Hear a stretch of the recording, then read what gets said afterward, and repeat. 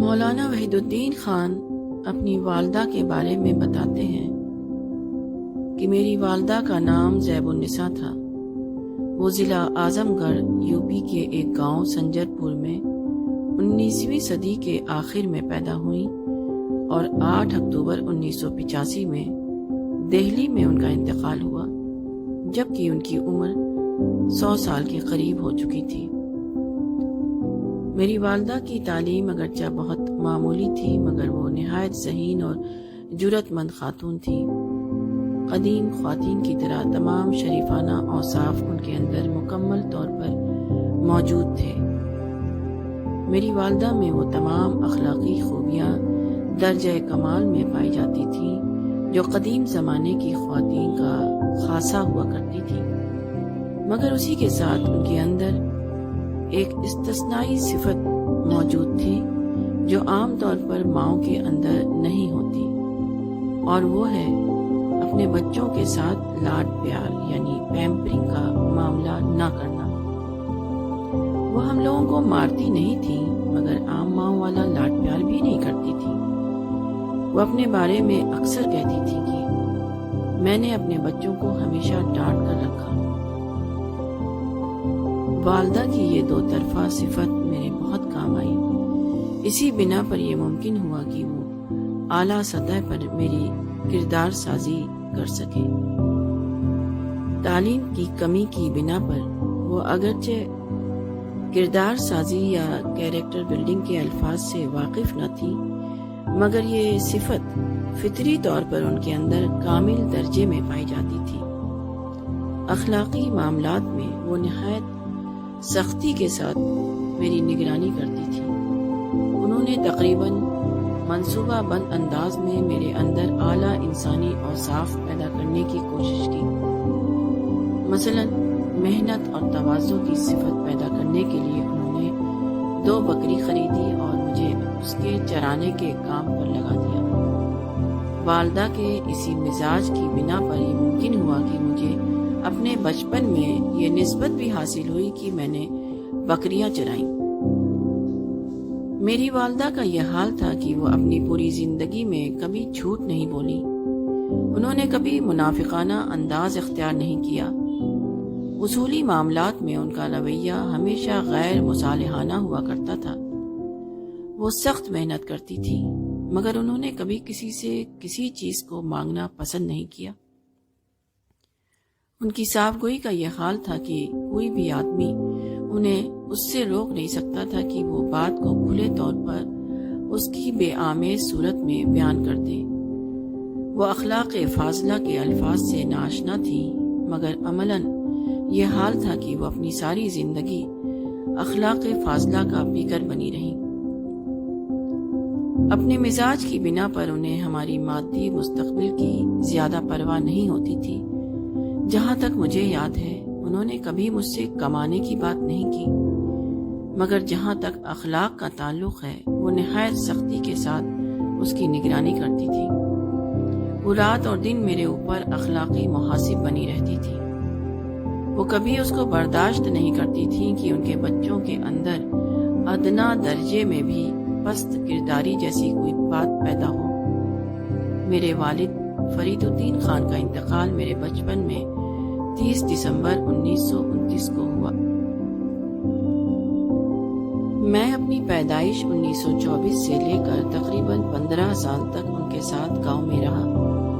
گویا میری تیاری کی مدت فارمیٹیو پیریڈ پوری کی پوری اپنی ماں کے ساتھ گزری ہے۔ اس کے نتیجے میں یہ ہوا کہ میرے اندر وہ انسانی اوصاف طبیعت ثانیہ کے درجے میں پیدا ہو گئے جن کو قدیم عربوں میں مروت کہا جاتا ہے، یعنی وہ کوالٹی والی عادتیں میرا مزاج بن گئیں۔ اسی تربیت کا یہ نتیجہ تھا کہ میں ایک اصول پسند انسان بن گیا۔ جھوٹ بولنا مجھے انسانیت سے کمتر درجے کی چیز دکھائی دینے لگی۔ دیانت داری یعنی آنیسٹی میرا عمومی مزاج بن گیا۔ حقیقت پسندی میرے مزاج کا لازمی حصہ بن گئی۔ میں ایک اعتراف پسند انسان بن گیا، ایک ایسا انسان جو بے اعترافی کا تحمل نہ کر سکے۔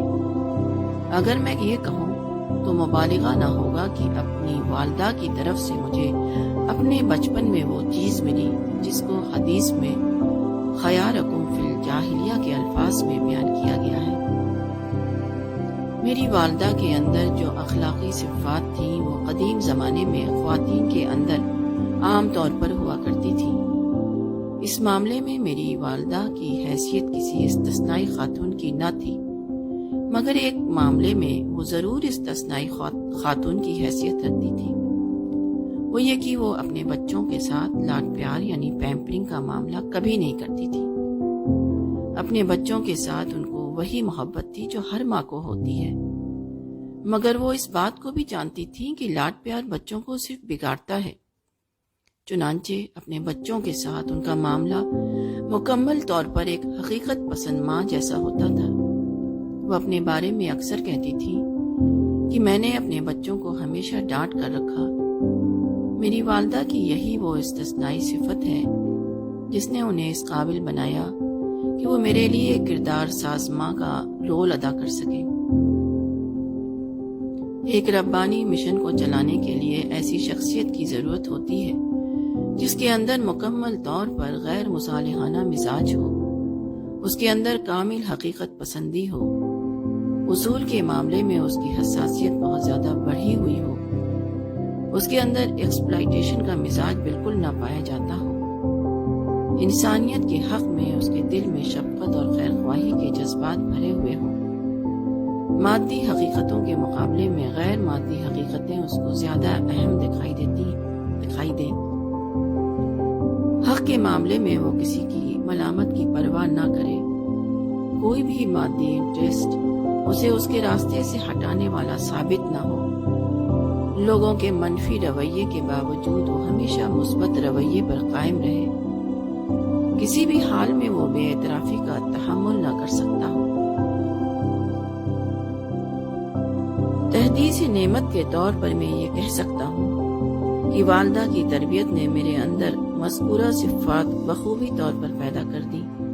جیسا کہ عرض کیا گیا، میری والدہ معمولی تعلیم یافتہ تھی، ان کی زندگی گاؤں کے ماحول میں گزری، اس لیے وہ مذکورہ قسم کے اخلاقی اوصاف کی اہمیت کو شعوری طور پر نہیں جانتی تھی۔ انہوں نے صرف اپنے پیدائشی مزاج کے تحت میری شخصیت کو اس انداز پر ڈھالنے کی کوشش کی۔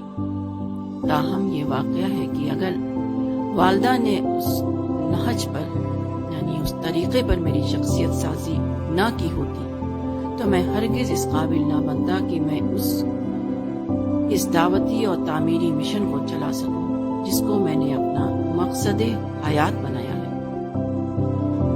الرسالہ مشن جیسا دعوتی مشن ہمیشہ اعلیٰ کردار کی بنیاد پر کھڑا ہوتا ہے۔ کردار کی دو قسمیں ہیں، مخلصانہ کردار اور منافقانہ کردار۔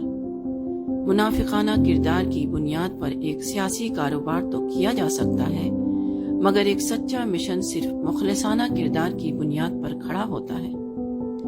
یہ ایک حقیقت ہے کہ اعلیٰ کردار کے بغیر ایک سچے مشن کا تصور نہیں کیا جا سکتا۔